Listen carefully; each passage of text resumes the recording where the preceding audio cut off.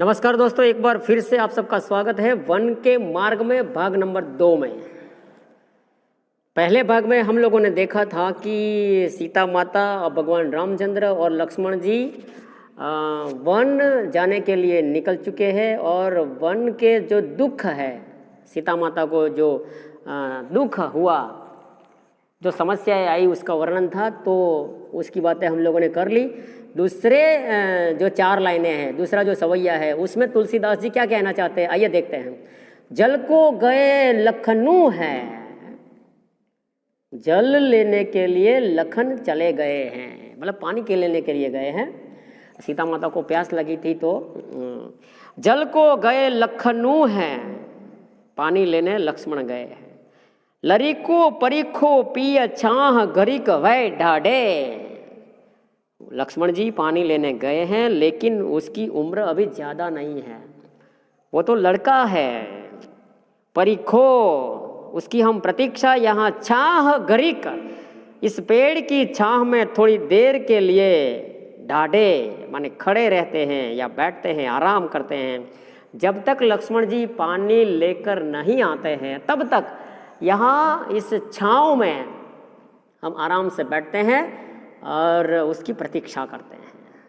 तब तक पोछी पसेऊ बयारी करो, तब तक मैं आपके पसीने को पोंछकर हवा कर देती हूँ। पोछी पसेऊ, पोंछकर, पसीऊ पसीना, बयारी हवा, हवा कर देती हूँ, मतलब आपको थोड़ा सा पवन डाल देती हूँ, मतलब ऐसे हवा कर देती हूँ, पंखा कर देती हूँ, ऐसे कहने का मतलब है। अरु और पाय, आपके पैर। पखारी हो, पखारी हो शब्द का अर्थ है धो देना। आपके पैर मैं धो देती हूँ। आपके जो पैर है वो पैर मैं सहला देती हूँ। अरु पाय पखारी हो बुबूरी डरे, बुबूरी शब्द का अर्थ है गरम रेत।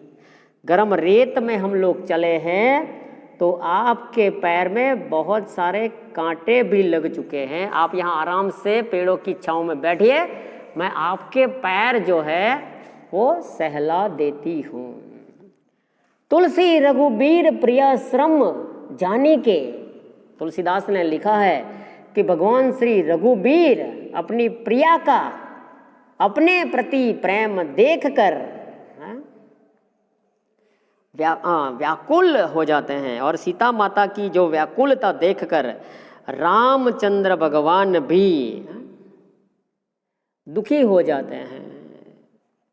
पत्नी के ऐसे वचन सुनकर वो भी, रामचंद्र भगवान भी व्याकुल हो जाते हैं।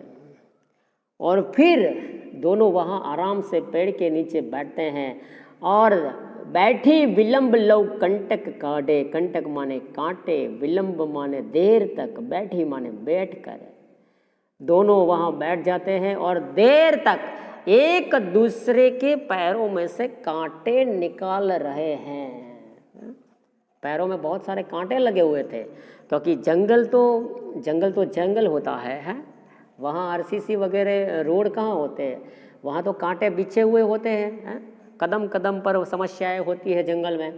दोनों को कांटे लगे हैं और दोनों